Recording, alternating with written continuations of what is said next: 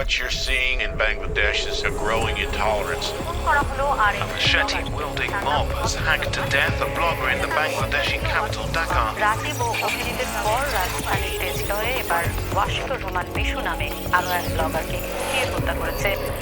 Why are bloggers under attack there? Hello, I'm Richard Gisbert, and you're at The Listening Post. Here are some of the media stories we're tracking this week. Bangladesh, where blogging about religion can get you killed and reporting on the government can get you arrested. The newspaper business and the advertisers who are going native. It's a new revenue stream, but it comes with questions attached. Some former hostages in France sue a news channel for making their situation worse, more dangerous. And recognize this fellow? And I want to offer you a large sum of money. You should. He has your email address. Last week, we reported on the story of two bloggers murdered in Bangladesh. This week, we're going to dig a little deeper into the context in which those killings took place. In February, a Bangladeshi American blogger, Avijit Roy, the founder of a secularist website, was hacked to death in a Dhaka street. Just a few days later, another blogger, Washikur Rahman, met the same fate. Both men were killed for airing critical views on religion. The social media space in Bangladesh is a polarized place. On one side are secular bloggers who want to prevent religion seeping further into politics. On the other, voices that associate themselves with political Islam, pushing for blasphemy laws to protect their religion.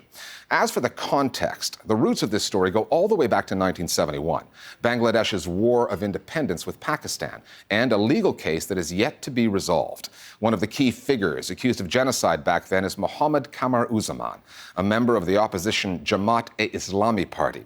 This week, he lost his appeal in court and is facing the death penalty, handed down by a war crimes tribunal that Prime Minister Sheikh Hasina set up in 2010 to investigate what happened in 1971. Opposition parties say the war crimes trials are politically motivated and have more to do with settling scores than dispensing justice. The social media debate about the trials began online and has since spilled out onto the streets. On the mainstream media side, journalists questioning the government's version of this story are finding themselves in court as well. Our starting point this week is the capital of Bangladesh, Dhaka.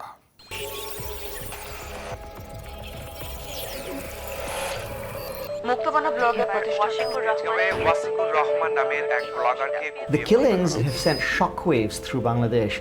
Two brutal murders in the space of about 1 month. For many years, we've prided ourselves on the fact that extremism has been kept under control. Maybe this is now the tip of the iceberg of something new.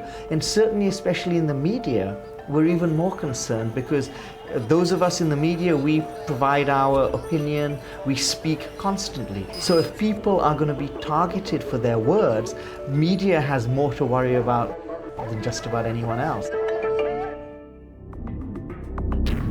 The essay by the Bangladeshi American blogger was posted on the website of an American group called the Council of Secular Humanism. He wrote, "The death threats started flowing to my email box. A well-known extremist by the name of Farabi Shafiur Rahman openly issued death threats through Facebook. Rahman wrote, Avijit Roy lives in America, so it is not possible to kill him right now, but he will be murdered when he comes back." The essay concludes with the writer's biography and the news that the threats were to be taken seriously.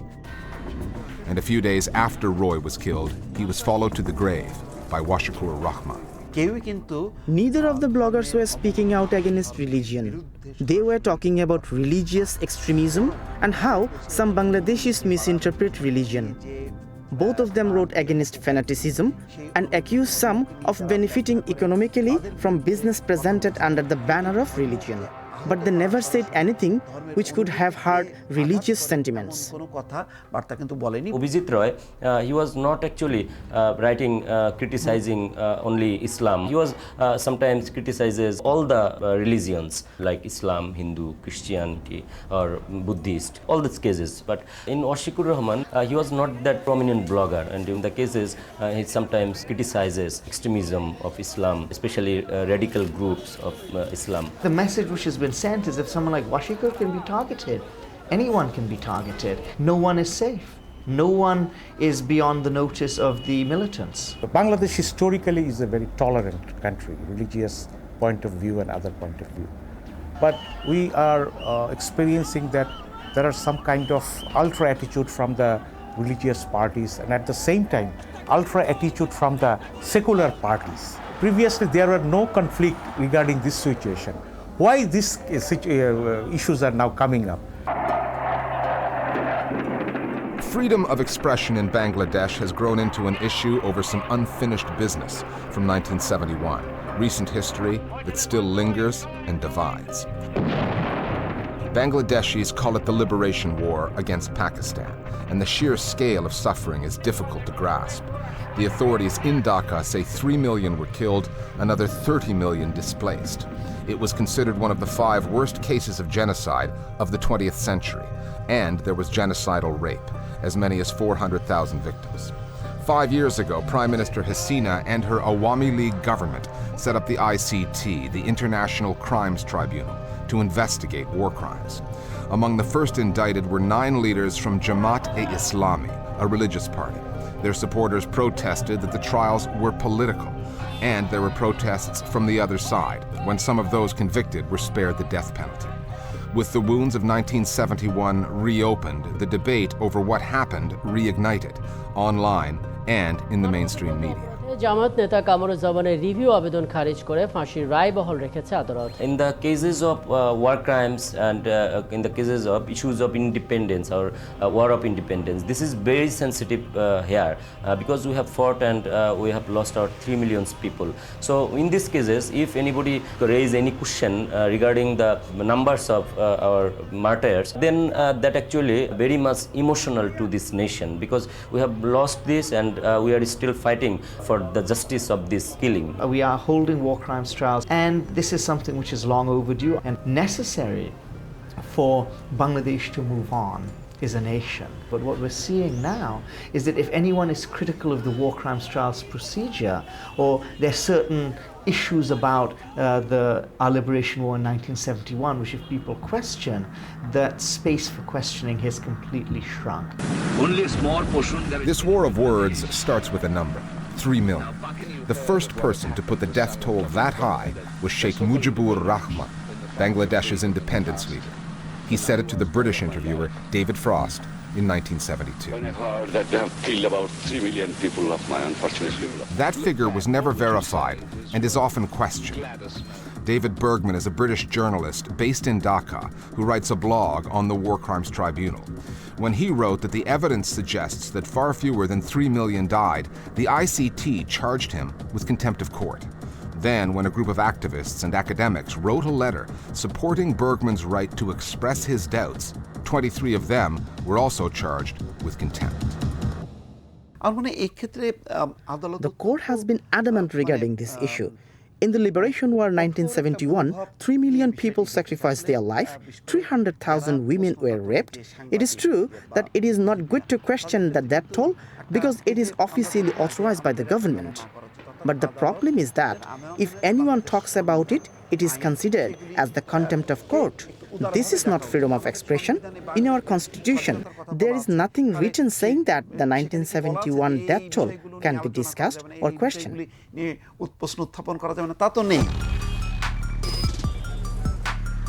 However, the unwritten rules seem to say something different for bloggers and also for mainstream news outlets.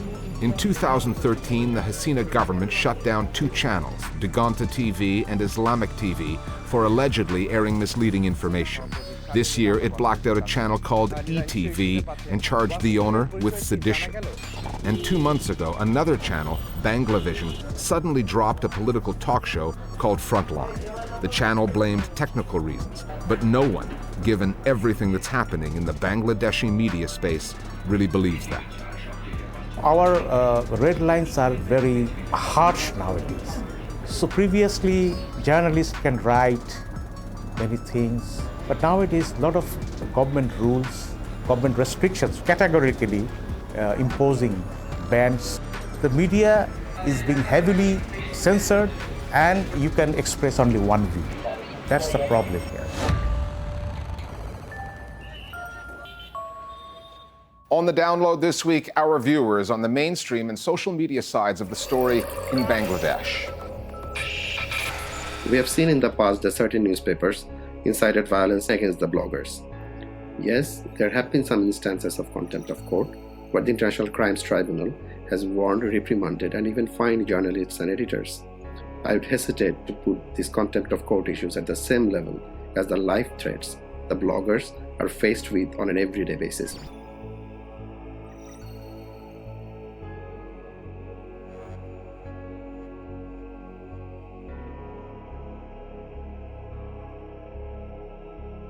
In Bangladesh, if we talk about the Islamic educational system, Islamist people will declare us as apostates.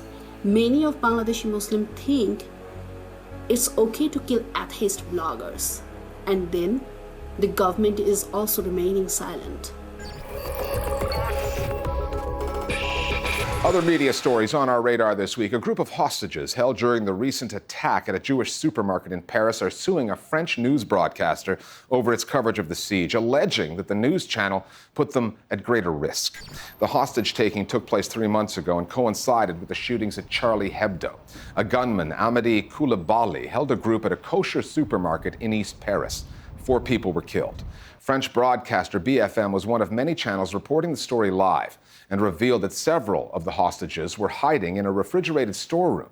The lawyer for those hostages, Patrick Klugman, says that lives could have been at risk if Koulibaly had been aware in real time of what BFM was broadcasting. À qui vous vous adressez, vous êtes Oui.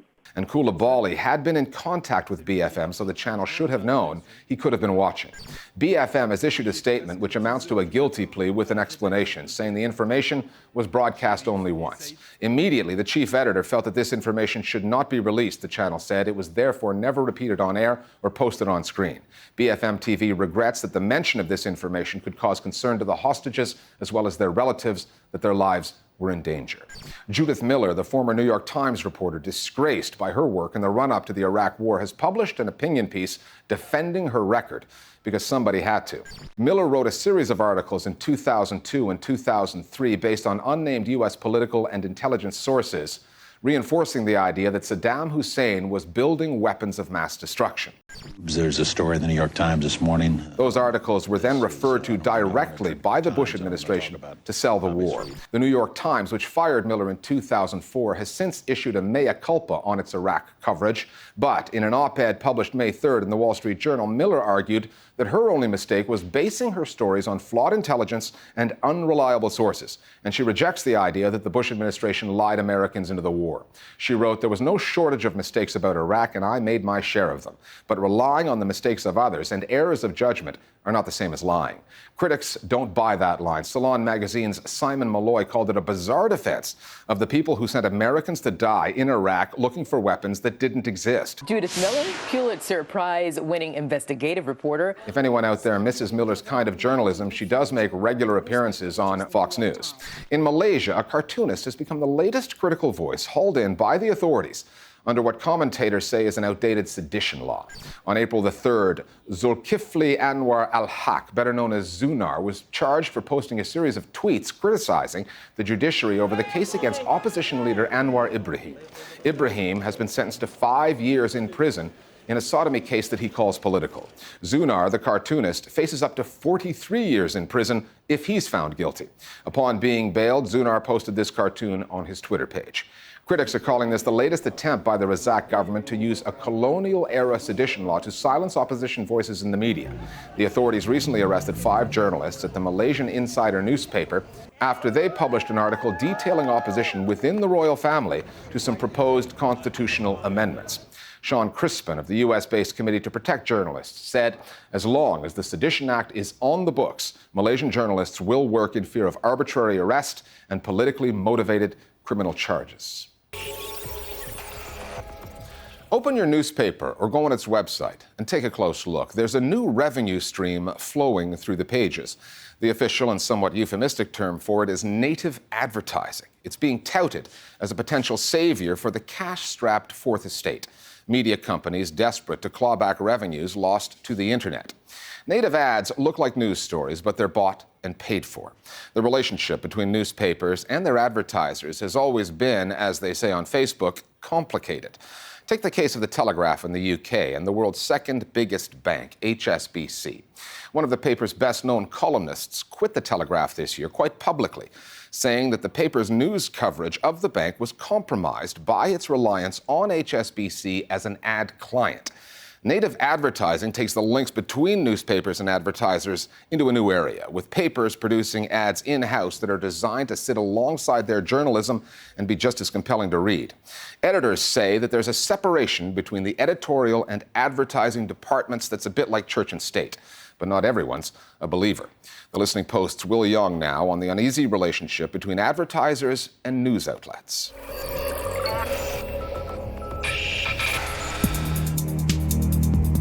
When news broke in February that HSBC was helping some of its clients commit tax fraud, the story got big play around the world. But in Britain, the silence of one paper was conspicuous. The Daily Telegraph relegated the news to its inner pages, prompting Peter Oborne, the paper's chief political commentator, to resign publicly. In an article announcing his resignation, Oborne wrote, "The coverage of HSBC in Britain's Telegraph is a fraud on its readers.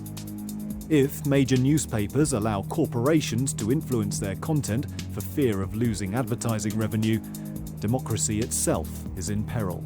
What happened in the case of Telegraph is not an isolated case. The problem, I think, is structural. It's about what's happening to news organizations across the board. They are increasingly losing audience, especially younger audience. And therefore, the imperative is to get greater advertising revenue. The power of advertisers is increasing. Ads have always been elemental to the flow of what you see, how you consume it, how it's paid for. What we're seeing is this sort of evolution away from what have been long familiar, century-old forms of advertising in the form of print media. In what's called native advertising, the content of the ad, it becomes part of the whole appeal. The thing that's different is that there's a feedback loop that would include, obviously, the client. Clients work closely with the New York Times T-Brand studio to produce what the paper calls paid posts. Clients like Cole Haan that make ballet shoes, or Netflix that commissioned a feature on women in US prisons. But what if the client is a powerful bank looking to rehabilitate its reputation following the financial crisis? One of the early pieces we did that got quite a bit of acclaim was a 7-chapter interactive data visualization for Goldman Sachs, and that ran on our site for quite a while. A user comes to the Times to get immersed in, to pay great attention to really high-quality storytelling on topics that matter. And I think there's a benefit to a marketer for just being a part of that ecosystem. Native schmative. An ad is an ad is an ad, is the way I feel about it. The New York Times should not be in the business of managing people's opinion of Goldman Sachs. There is no way that I can take as seriously the New York Times reporting on Goldman Sachs, knowing that they have just been on this content creation journey together. It very simply represents another example of news outlets doing pretty much the definition of selling out. Native advertising is just an effort to confuse readers to think that they're getting something other than an ad. According to a company called Contently, big business and publishing can meet on ethical ground. They say it's up to publishers to set the parameters. When media companies partner with brands to do sponsored content or other kinds of branded content, they need to be the ones that uphold the ethical standard. They need to be able to say, we're not going to do this if it's unethical or if it betrays our readers. Someone has to draw the line. Also, right now, media companies still hold a lot of the distribution power. So I think they should use that to enforce good ethics. But are ethics and advertising so easy to square? It's not just the New York Times trying to answer this question. The Wall Street Journal, The Washington Post, The Guardian and the South China Morning Post have also followed the lead of marketing-savvy digital natives like BuzzFeed, Vice and Huffington Post to launch in-house advertising agencies. In India, one of the giants of news media has been selling creative services to corporations for over a decade, sometimes getting paid in shares of the companies that it promotes. The Times of India group started MediaNet, whose job was to produce content, which is sponsored content. It has been then followed by other organizations across the country. This actually generated a lot of debate in India, in the sense that it was seen by many journalists that this is compromising journalistic autonomy, that we are increasingly becoming hostage to advertisers. Advertisers aren't stupid. When they pay money for something, they expect to get something in return. With native advertising, your ad seems to be a little bit more under the aegis of this respectable news organization. If it didn't work like an ad, they wouldn't pay for it like an ad. And that's the important thing to remember, whether it's called storytelling or content or co-branding. An ad is an ad is an ad, and it still represents journalists making work using criteria that is something other than journalistic criteria. The news outlets that now trade in native advertising know that that's an accusation they have to take very seriously. Any suspicion that journalists could climb into bed with corporate clients puts credibility at risk, which is why the New York Times are at pains to point out that they've not only drawn a line between native advertising and journalism, but built a wall.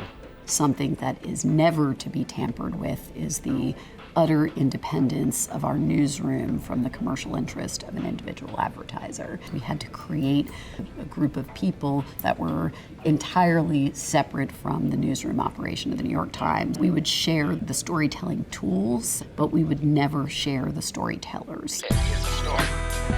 Which brings us back to why we need news outlets at all. News consumers read the newspapers and websites that they trust. But who's going to pay for principled journalism when we're now so used to getting what we read for free? In a capitalist system, news outlets too have to make a profit to survive. Money is being taken away from the traditional journalism, which is creating an interesting problem for traditional newspapers, magazines, broadcast companies, because they need to be able to fund that kind of journalism that's important for the world. And there's kind of this desperation almost to keep the money flowing towards the groups that are also doing real journalism.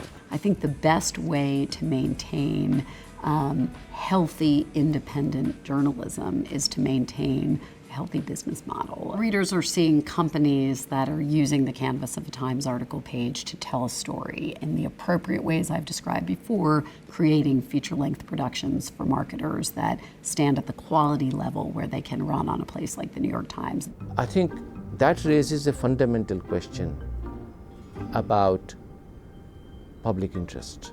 Are media organizations primarily working as a conduit to promote corporate interests? Or is there a bigger fourth state role that media has always believed to be performing? And if that is compromised because content that we see in newspapers is native advertising, that undermines the idea of a public role for the media. More voices on the download now on the editorial and advertising sides of today's newspaper business. I think media is run more like a business rather than as a responsibility toward the society in India. In my opinion, this is a situation mainly because of the attitude of the people that any story can be given the right spin. As an industry, we need editors who are courageous enough to take on the challenge of possibly going against advertisers and other pressures. Now that news organizations are financially dependent on these advertisers, it has become more and more difficult. Finally, from sponsored content to sponsored satire. Every kind of communications medium develops its own culture, its own kind of language. At work, for instance, we say things on email that would sound a little bit off if we spoke that way face-to-face in a meeting. And try as we might to keep our work email official, a little personal stuff always gets mixed in there, like those emails from Nigeria about how much money we've just inherited from complete strangers on another continent. We've shown you some of Tripp and Tyler's stuff before, and this video showing what emails would sound like in real life was sponsored by a new email service that's looking to break into the market. We'll see you next time here at The Listening Post. Hey, Tyler, you going to that all-day meeting tomorrow? I'll be on vacation from Tuesday, June 27th until 2 days ago. Your auto response is still on. I'll be on vacation from Tuesday, June 27th until 2 days ago. Okay, everyone, I need you to send me your reports ASAP before lunch if possible. Will do, Tripp. Will do, Tripp. Will do, Tripp. Will do, Trip. Why are you including me in this? Dear friend, I am Johnson Emmanuel. This might come to you as a surprise. I'm the next heir to the throne in Nigeria, and I want to offer you a large sum of money. Please stop coming here.